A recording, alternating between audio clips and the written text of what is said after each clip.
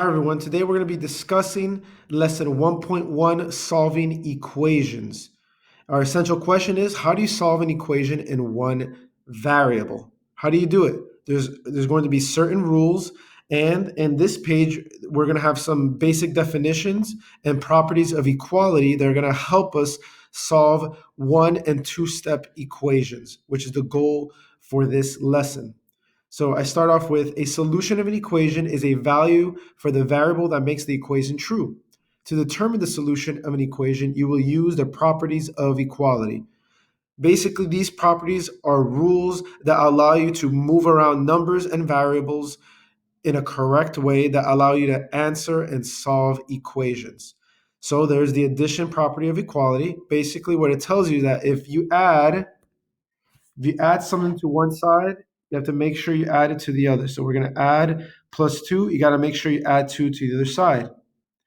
For the subtraction property of equality, as you can see here, right now you start off with 7 is equal to 7. But if you want to subtract something from one side, you have to subtract it from the other side. Okay? This is the numeric example, and this is the algebraic example. This just means that it's being done with the numbers. There is the what else we have here? We have the multiplication property equality. Again, we're starting off with the same number. 3 is equal to 3. And they're saying that if you multiply times one number, you have to multiply it to the other side.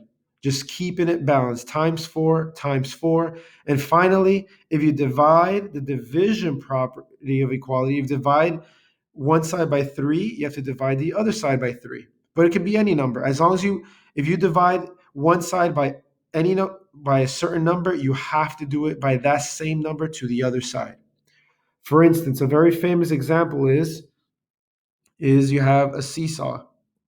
Most of you have probably played on a seesaw in a park, right? And you need to keep it balanced, right? For it to be completely balanced, it has to be the same weight. So if you have 10 pounds on one side, the other side has to be 10 pounds.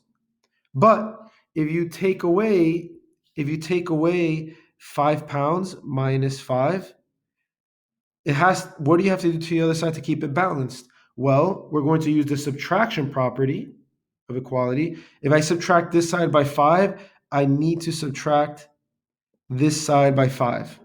If I don't do that, if I just subtract one side, what I'm going to have is something that looks like this, right? This side is going to be 10, and this side is going to be 5.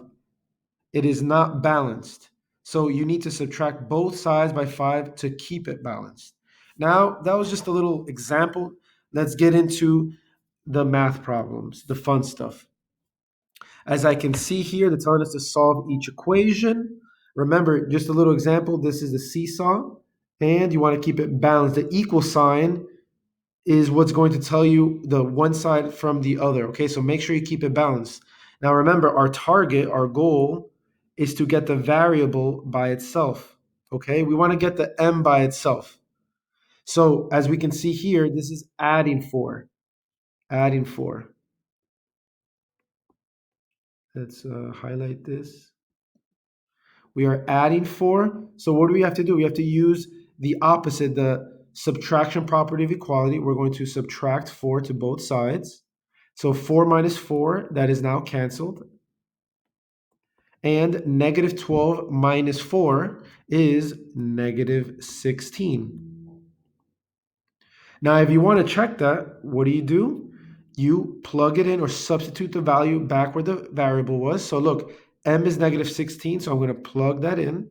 Negative 16 plus 4 is equal to negative 12. Let's see if that's true. Negative 16 plus 4 is negative 12. And look, it's true. That's how you can check an answer. You plug in your solution back where the variable is, and you see if it's true. Let's now try here. Our variable that we're looking for is x that we want to solve for. We have minus 7, so the opposite, we're going to use the addition property of equality. Negative 7 plus 7 is 0. That is canceled out.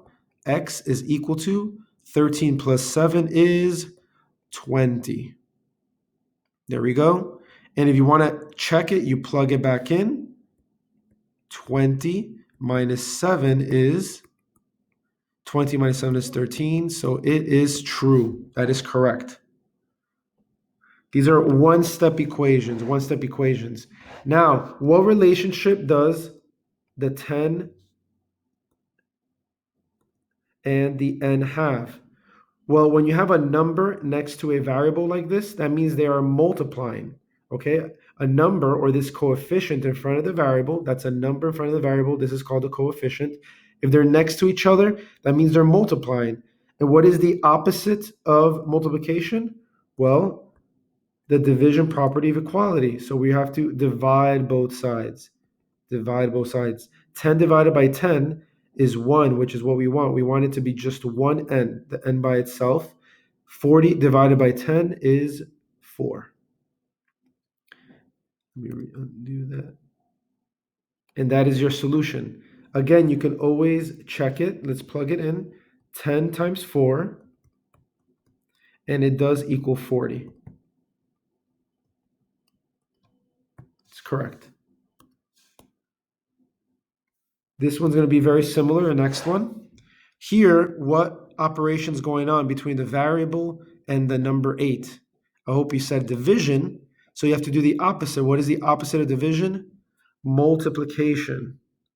So I'm going to multiply both sides by 8. I'm going to multiply both sides by 8.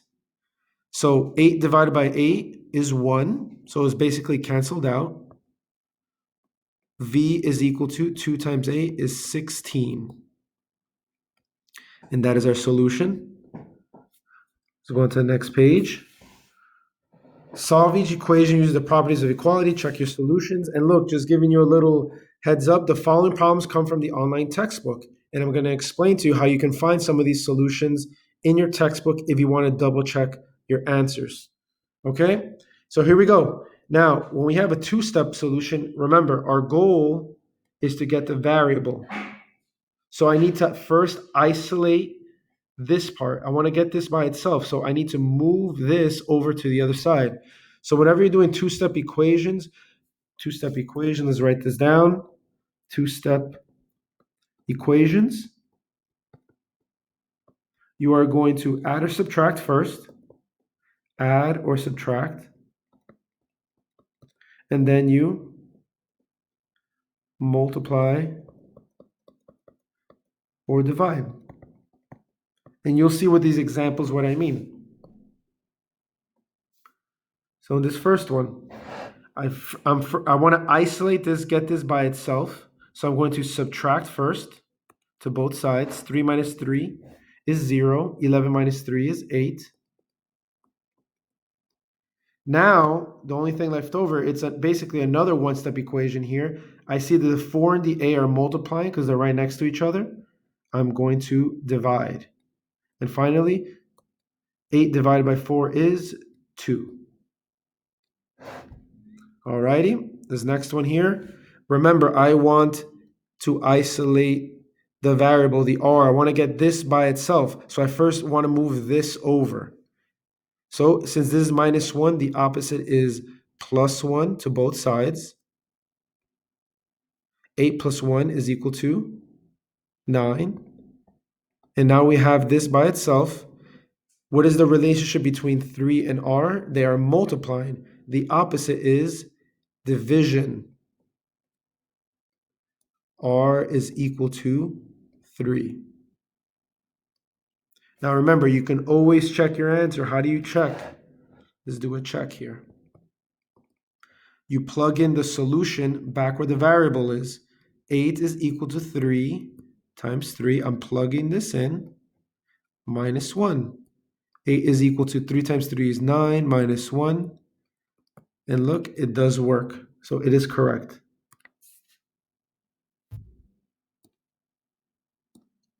Couple more examples. Again, we want to isolate the variable. We want to isolate, so let's move this over to the other side. We are going to add 2 to both sides. Adding 2. Negative 2 plus 2 is 0, so that's canceled. We have this left over. 15 plus 2 is 17. Now the relationship between a and 3 is division, so the opposite is multiplication. We're going to multiply both sides by 3. This cancels out. What is 3 times 17? 3 times 10 is 30. 3 times 7 is 21. So that gives me a total of 51. This next one here, we want to isolate the m. So I first have to move over this 4. Now, this sign here, this negative belongs to this right here.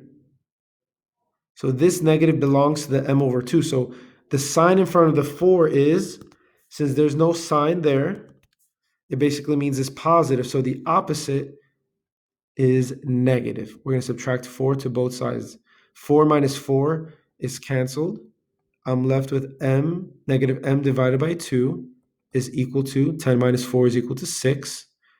Now, there's two ways you can do this, but let's just say you first want to get rid of this 2, right? Because it's dividing. I can multiply both sides by 2.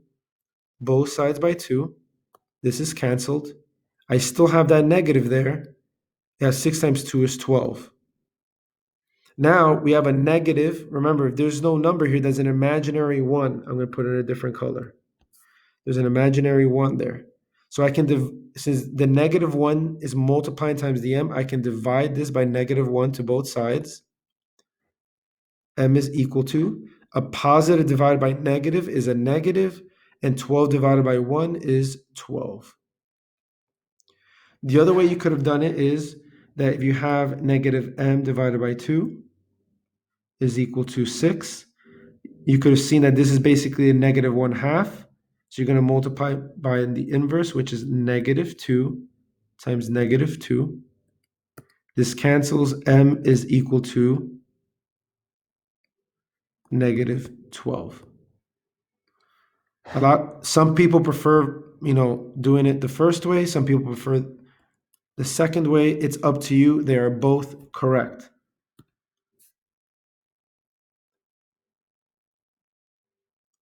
Alrighty. So the next one is a little word problem.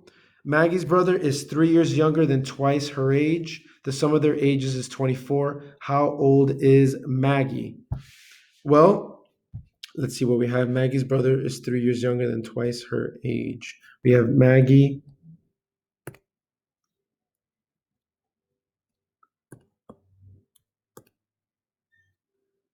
There is Maggie and her brother. Maggie's brother is 3 years younger than twice her age. So we know something about Maggie's brother, right? Because they're talking about Maggie's brother's 3 years younger than twice her age. So we don't know what's the one we don't know anything about. We don't know anything about Maggie. So we're going to call that X. We have no information about Maggie. But what we do know is that Maggie's brother is 3 years younger than twice her age. So if I want to represent twice what Maggie is, I have to do 2x, right? 2 times with Maggie, but also it's 3 years younger than twice her age. So you multiply it and you subtract it minus 3. So whatever Maggie's age is, we know we have to multiply by 2 and subtract 3 to get to that age. Now, this problem is saying that the sum of their ages is 24. How old is Maggie? What does sum stand for? Sum stands for addition. So I'm going to add Maggie, right? Maggie plus her brother's age is equal to 24. So I just have to plug that in. Maggie is x plus 2x minus 3 is equal to 24. These are like terms, so I can add them. X plus 2x is 3x minus 3. Right? This is an x, this is 2x. We can put those together. And now we have a two-step equation. I can add 3. Since it's subtracting, I do the opposite. We have 3x is equal to 27. These two are multiplying. I'm going to do the opposite, which is division. x is equal to 9. And look, x represents Maggie's age, so we know that Maggie is equal to 9 years old.